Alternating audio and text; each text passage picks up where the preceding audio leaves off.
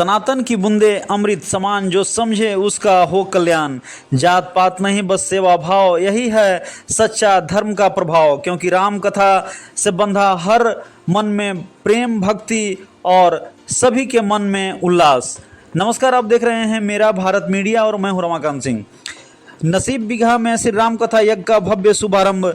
जन सुराज नेत्री अर्चना चंद्र यादव रही मुख्य अतिथि। नवीनगर विधानसभा के अंतर्गत कचनपुर पंचायत के नसीब बिगहा गांव में आयोजित श्री राम कथा यज्ञ अनुष्ठान में जन सुराज नेत्री अर्चना चंद्र यादव ने मुख्य अतिथि के रूप में भाग लिया। कार्यक्रम में उद्घाटन उन्हें विधिवत फीता काटकर किया।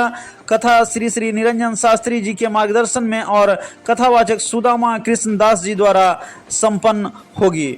और आपको बता दें कि जन सुराज नेत्री ने अपने संबोधन में कहा कि इस गांव से उनका पुराना नाता है और पूर्व में भी सड़क उद्घाटन कार्यक्रम में वे ग्रामीणों के बुलावे पर आई थी। उन्होंने सनातन धर्म की महत्ता पर प्रकाश डालते हुए कहा कि यह धर्म समस्त ब्रह्मांड में व्याप्त है और सभी जीवों के कल्याण का मार्ग प्रशस्त करता है। साथ ही उन्होंने बताया कि सनातन धर्म सेवा, संस्कार और मोक्ष का पथ भी दिखलाता है। श्री राम कथा से समाज में भक्ति, प्रेम और मर्यादा की भावना जागृत होती है। इस अवसर पर पंचायत समिति प्रतिनिधि, उप प्रमुख और बड़ी संख्या में ग्रामीण इसमें उपस्थित रहे।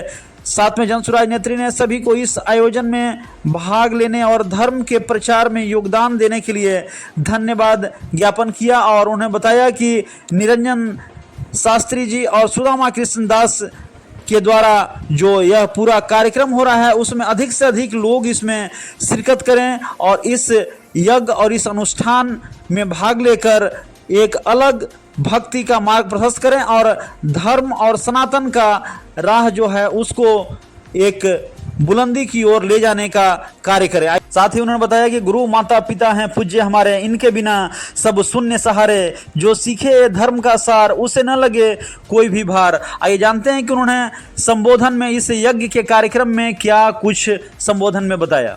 श्री राम कथा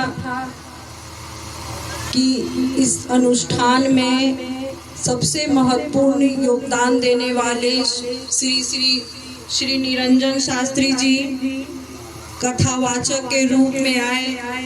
श्री सुदामा कृष्ण दास जी इस मंच पे उपस्थित। बारून के पूर्व प्रमुख रंजन जी, पूर्व उप प्रमुख कमलेश पासवान जी, इस पंचायत के सरपंच बिगन यादव जी।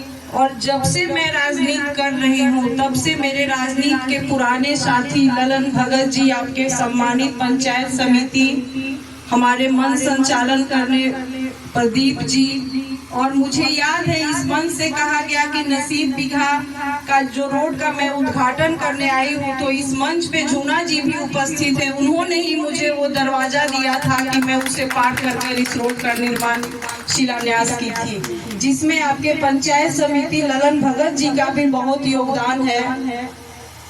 मैं ये सब बातें होते रहेंगी राजनीतिक बातें, लेकिन सबसे बड़ी बात जो है हमारा सनातन है। आज कोई भी आदमी सनातन पर उंगली उठाता है तो मुझे दुख होता है, क्योंकि कोई भी व्यक्ति किसी भी धर्म को मानता हो, न वो पृथ्वी ला सकता है, न हवा ला सकता है, न आग ला सकता है, न पानी ला सकता है, न धरा ला सकता है। और हमारे सनातन में ये पांचों तत्व की पूजा की गई है। और हम रहे या ना रहे, पूरा ब्रह्मांड, अगर ये कहना कहीं भी अतिशयोक्ति नहीं कि अगर पूरा ब्रह्मांड ही सनातन है। और जब सनातन की बात आती है तो सनातन के जो सबसे बड़े पुरजोर योद्धा हैं वो श्री राम है। श्री राम को पुरुषोत्तम राम क्यों कहा गया था?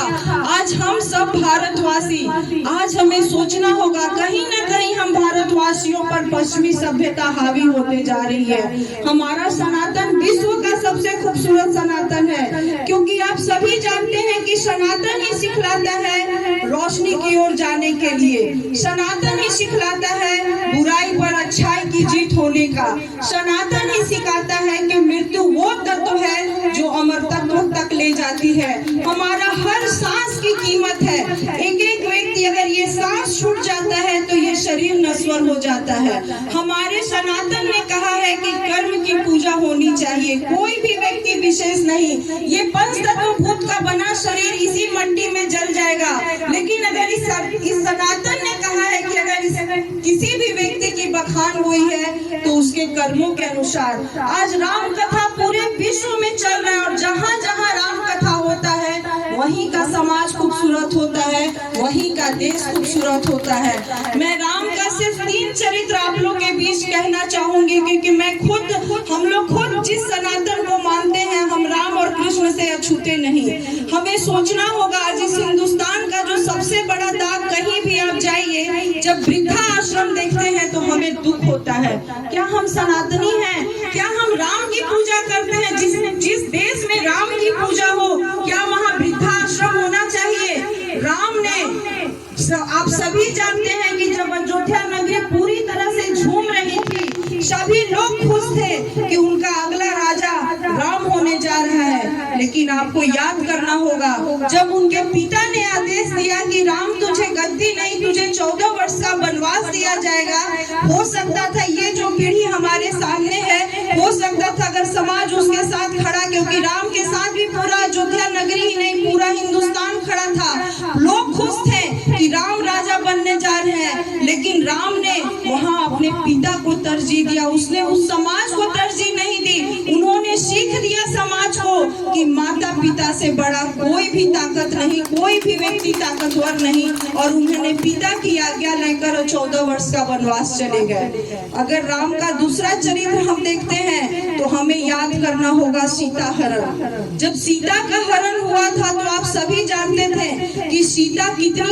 मजबूत महिला रही होगी। जिस शिव धनुष को तोड़ने की बात जनक जी कहे थे कि शिव धनुष जो तोड़ेगा वही सीता से विवाह कर सकता है, तो आपको ये भी पता होगा कि सीता जी जब अपना घर बहारती थी तो धनुष को एक हाथ से उठाकर झाड़ू लगा दिया करती थी, और वो रावण वो धनुष नहीं उठा पाया था, ये आप सभी जानते हैं। और जब रावण ने सीता का हरण किया, हो सकता था सीता अकेले ही शक्तिशाली थी रावण को हरा देने के लिए।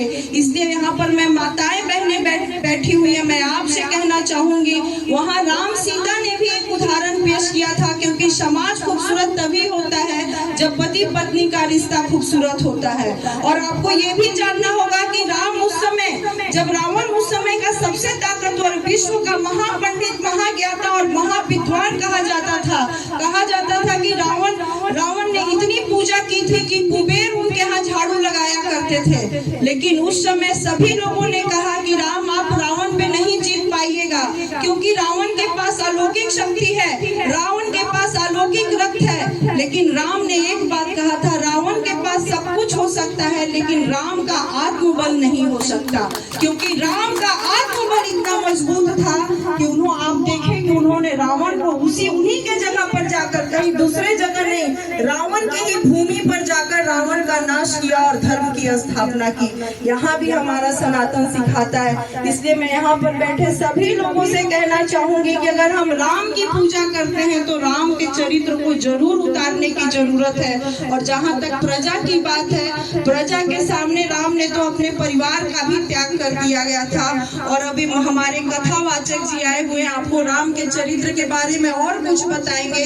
इसलिए मैं तमाम लोगों से कहना चाहूंगी कि राम का जीवन बहुत ही खूबसूरत और बहुत ही संघर्षपूर्ण रहा है। किसी का जीवन तभी गाया गया है जब उसने अपने जीवन में संघर्ष किया है। राम ने पूरा जीवन संघर्ष करके हमें इतना खूबसूरत सनातन और समाज दिया था। इसलिए मैं आप लोग से कहना चाहूंगी कि अगर हम राम की पूजा करते हैं तो राम के जो भी जीवन का बातें हैं उसको अपने जीवन में अनुसरण कर ले। आपके पास तो निरंजन शास्त्री जी आपके गांव में रहकर आपके समाज के लोगों को बता रहे हैं कि समाज को कैसे खूबसूरत बनाया जाए। आज हमारा समाज बिखरा बिखरा दिखता है। हम राम और कृष्ण की पूजा तो कर देते हैं, लेकिन फिर भी हमारा समाज बस पूजा के दिन हम एक हो जाते हैं, फिर आने वाले दिनों में हम समाज मेरा बटा बटा दिखता है। इसलिए मैं आप लोग से, खासकर इस पंचायत के लोगों से कहना चाहूंगी कि बहुत ही खूबसूरत जगह पर आप बैठे हुए हैं। आप संदेश दीजिए कि मैंने राम कथा सुना ही नहीं, मैंने अपने राम कथा का जीवन में अनुसरण भी किया। और एक बात और कहना चाहूंगी, आज मैं सभी जगह जा रही हूँ, सभी जगह, सब जगह हमने जल की भी पूजा की थी। आज हमारा हिंदुस्तान जल विहीन होता जा रहा है।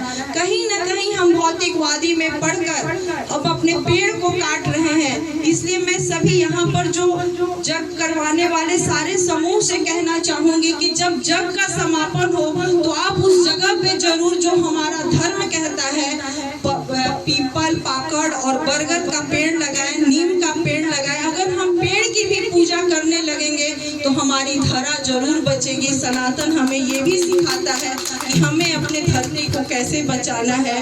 इन्हीं बातों के साथ मैं अपनी आपने देखा जमसुराज नेत्री ने किस प्रकार इस कथा, श्री राम कथा में यज्ञ का भव्य शुभारंभ करने के बाद संबोधन में लोगों को सनातन के बारे में बातें बताई। फिलहाल इस खबर में इतना ही। तो देश और दुनिया की तमाम खबरों के लिए देखते रहें मेरा भारत मीडिया। मिलते हैं अगले खबर में। हर खबर आपके साथ, आपके हाथ।